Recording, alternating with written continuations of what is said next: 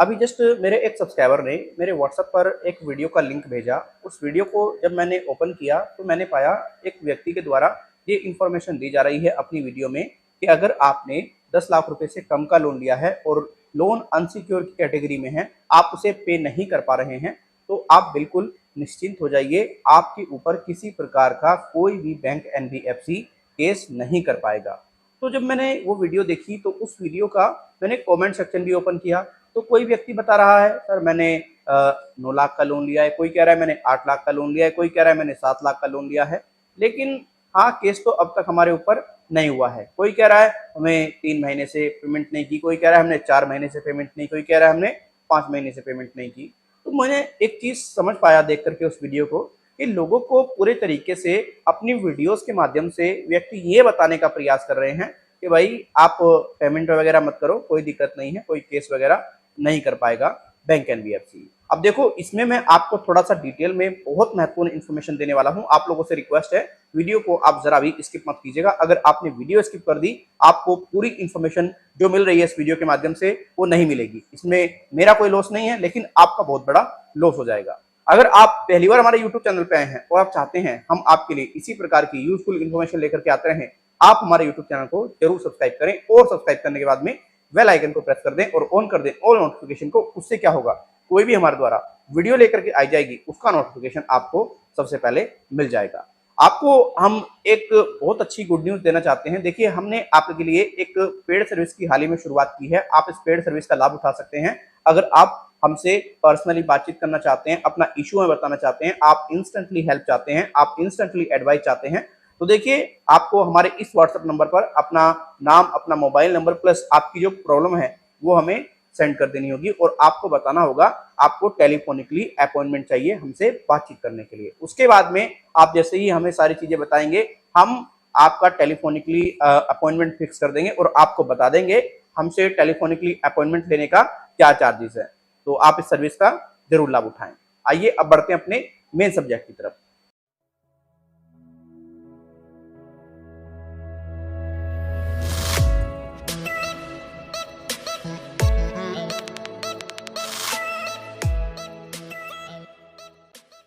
देखिए दोस्तों, आप जब भी किसी बैंक से या फिर एनबीएफसी से कोई भी लोन लेते हैं, आपको पूरे तरीके से एग्रीमेंट दिया जाता है, प्रॉपर आप उस पर सिग्नेचर करते हैं। कुछ टर्म्स एंड कंडीशंस होती हैं बैंक एनबीएफसी के द्वारा, वो अपनी आप लोगों से फॉलो कराता है, उस पर पूरे तरीके से टिक कराता है। उसी के बाद में आपको लोन वगैरह इशू करता है।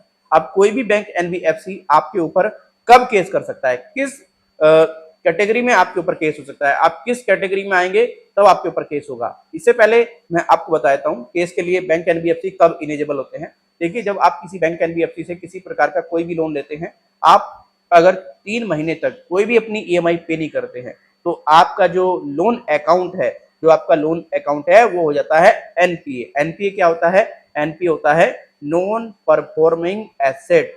ऐसा पैसा जो बैंक और एनबीएफसी को किसी प्रकार का कोई भी फायदा नहीं दे रहा है। फिर बैंक पूरे तरीके से लीगल की जो प्रक्रिया है उस पर तो ज्यादा जल्दी से नहीं जाता है, बट वो रिकवरी का प्रोसेस चालू कर देता है। थर्ड पार्टी रिकवरी एजेंसी लगा देता है आप लोगों के पीछे, बैंक हो या फिर एनबीएफसी हो। 2-3 महीने तक वो रिकवरी एजेंसी आपको पूरी तरीके से परेशान करती रहेंगी, आपसे बदतमीजी से बात करती रहेंगी, मतलब जो पॉसिबल प्रोसेस है वो करती रहेंगी, जो उनको लगता है कि इस पे करना चाहिए। जब बैंक को, एनबीएफसी को ये लग जाता है कि हाँ भाई ये पूरे तरीके से अब ट्रीटेबल नहीं है, इसको बहुत अच्छे तरीके से हम लोगों ने ट्रीट कर लिया, कोई फायदा नहीं हो रहा है, तो बैंक एनबीएफसी आपको एक नोटिस सेंड करेंगी। जो प्रैक्टिकल होता है वो बता रहा हूं मैं आपको। फिर वो आपको एक नोटिस सेंड करेंगी, आपके घर पे बताएंगे कि भाई ऐसे ऐसे बात है, आप पे क्यों नहीं कर पा रहे हैं। अगर आप पे नहीं कर पा रहे हैं तो हम आपसे लीगली रूप से फाइट करना चाहेंगे। फिर आपको कानूनी तरीके से पैसा देना होगा। उसमें बहुत छोटी छोटी शब्दों में लिख करके कुछ धाराएं समझा दी जाएंगी, मतलब पूरे तरीके से आपको बता दिया जाएगा। कुछ बड़े शब्दों में होगा, कुछ छोटे शब्दों में होगा, और छोटे शब्दों में ऐसी चीज लिखी होगी जिसपे आप इजीली ध्यान ना भी दें, राइट। जैसे ये नोटिस हम सिर्फ और सिर्फ कोई धमकी नहीं दे रहे हैं, हम आपसे लीगली रूप से बातचीत करना चाह रहे हैं। बहुत सारी चीजें छोटे छोटे उसमें लिखी जाती हैं, ठीक है।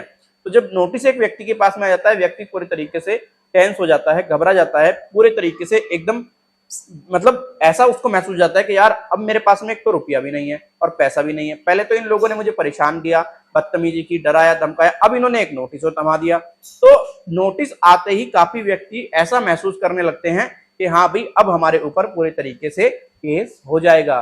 बट नोटिस आने का मतलब ये बिल्कुल नहीं होता कि किसी बैंक और एनबीएफसी के द्वारा आपके ऊपर केस किया जाए, ये बिल्कुल भी नहीं है। नोटिस का सिर्फ इतना मतलब होता है कि कोई भी बैंक एनबीएफसी आप लोगों से पर्सनली बातचीत करना चाहता है, आप लोगों से जो इशू है वो लीगली रूप से बताना चाह रहा है कि ये इशू है, हम आप पैसा दीजिए और आप हमें रीजन बताइए। तो ये सारा मामला होता है। कल को अगर कोर्ट कहे कि भाई आप लोगों ने क्या प्रोसेस फॉलो किया, तो बैंक दिखा सके कि हमने इस व्यक्ति को लीगली रूप से नोटिस भी सेंड किया था और व्यक्ति का ये जवाब आया। तो पूरे तरीके से ये सारा प्रोसीजर बैंक फॉलो करता है, राइट। अब अगर किसी व्यक्ति के ऊपर बैंक को केस करना होगा, सबसे पहले बैंक उसका फाइनेंशियल स्टेटस देखेगा, कैसा स्टेटस है इसका, इनकम का सारा मामला कैसा है। जब बैंक ये महसूस कर पाएगा कि यार इस व्यक्ति के द्वारा पूरे तरीके से सारी चीजें जो हैं वो खराब हैं, पैसा इसके पास में नहीं है, कोई जॉब वगैरह भी इसके पास में नहीं है, प्रॉपर डिटेल्स लेगा बैंक, तब उसके बाद में बैंक केस करेगा। अभी आपको मैं बताना चाहूंगा, मैं एक न्यूज पढ़ रहा था, जो पंजाब नेशनल बैंक है 2021 में उसने तो डिफॉल्टर्स के पीछे जो प्राइवेट जासूस होते हैं ना, वो भी लगा दिए थे चेक करने के लिए कि भाई ये फाइनेंशियली स्ट्रॉन्ग है भी या नहीं है। अगर ये फाइनेंशियल स्ट्रॉन्ग है तो केस करने में फायदा भी है। भाई हम माननीय जज साहब के सामने कहेंगे कि इस प्रकार का इशू हो रहा है और फाइनेंशियली व्यक्ति पूरे तरीके से देने में सक्षम है बट पैसा नहीं दे रहा है, तो कुल मिलाकर के ये अमाउंट पर निर्भर नहीं करता कि बैंक केस करेगा या नहीं करेगा, वो निर्भर करता है आपकी स्थिति के ऊपर। अगर आप पूरे तरीके से लोन नहीं चुका पा रहे हैं, आपके पास में रुपया नहीं है, आपके पास में पैसा नहीं है, आप पूरे तरीके से परेशान हो, आप पूरे तरीके से टेंशन में हो,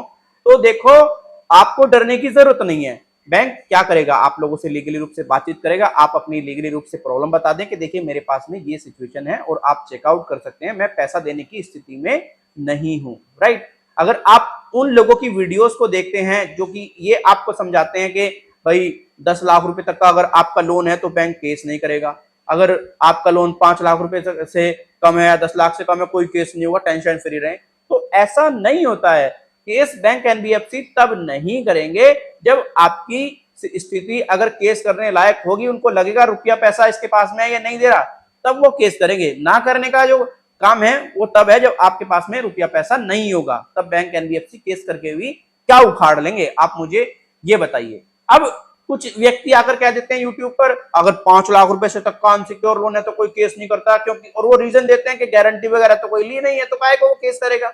भाई उसने लोन दिया है, उसका पूरा अधिकार है उसको वापस लेने का, तो वो वापस क्यों ना लेगा, जबकि उसे पता है कि कानूनी रूप से भी पूरी तरह से लोन वापस लिया जा सकता है। अगर कोई व्यक्ति ये कहे कि हाँ भाई आपकी सिचुएशन को देख करके बैंक ये आइडेंटिफाई करेगा उसे केस करना है या नहीं करना है, तो ठीक है। बट अगर कोई व्यक्ति ये कह रहा है ना 10 लाख रुपए तक का लोन है तो कोई केस नहीं होगा, वो मुझे ऐसा प्रतीत होता है, ऐसा मुझे महसूस होता है, वो पूरी तरीके से आपको गलत इंफॉर्मेशन दे रहा है, आपको मैनिपुलेट कर रहा है, आपको मिसगाइड कर रहा है, इससे ज्यादा कुछ नहीं कर रहा है। अगर मेरी बातों में कुछ गलत चीज है तो बताएं।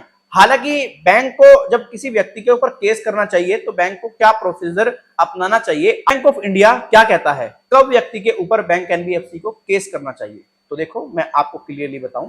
देखिए जैसे ही आपका लोन अकाउंट जो है वो एनपीए की कैटेगरी में हो जाए, मैंने आपको बता दिया एनपीए कब होता है, जब आप 3 ईएमआई नहीं देते हैं, तब लोन अकाउंट एनपीए हो जाए तो आरबीआई का ये कहना है कि भाई लोन अकाउंट एनपीए होने के बाद में आप रिकवरी का प्रोसीजर फॉलो करो, प्रॉपर जो लीगल प्रोसीजर है। लीगल प्रोसीजर क्या है, लीगल प्रोसीजर ये है, आप पहले कस्टमर को एक नोटिस सेंड करो, उसमें पूरे तरीके से कस्टमर से पूछो भाई क्या सारा मामला है, क्या प्रॉब्लम है, आप पैसा क्यों नहीं दे रहे, और अगर आप पैसा नहीं दे पाएंगे तो मजबूरन हमें लीगली रूप से आप लोगों से फाइट करनी पड़ेगी, लीगली रूप से हम अपना पैसा रिकवर करेंगे, राइट। आप एक नोटिस का जवाब नहीं देते हो तो बैंक का पूरी तरीके से रिस्पॉन्सिबिलिटी बनती है कि वो आपको दूसरा नोटिस भेजे। आप दूसरे नोटिस का जवाब नहीं देते हैं तो बैंक की पूरी तरीके से रिस्पॉन्सिबिलिटी बनती है आपको पूरी तरीके से वो तीसरा नोटिस भेजे।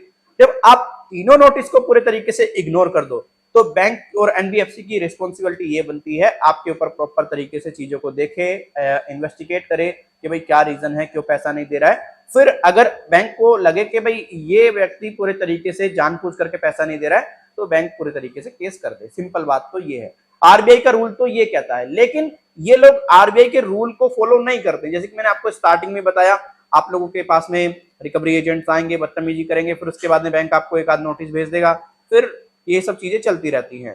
तो इस तरीके का सारा मामला होता है। बट आज की डेट में मैं देख रहा हूं ना, कुछ यूट्यूबर्स भी आप लोगों की जो इमोशंस है ना, उसका पूरा फायदा उठा रहे हैं, पूरे तरीके से लोगों को लूटने का काम कर रहे हैं, लोगों को मिसगाइड करने का काम कर रहे हैं, लोगों को गलत इंफॉर्मेशन देने का काम कर रहे हैं। अपने भड़ास निकालने के लिए व्यक्तियों से कह देते हैं कि तुम उस एनबीएफसी का पैसा मत दो, तुम उस बैंक का पैसा मत दो, तुम उस एप्लीकेशन का पैसा मत दो।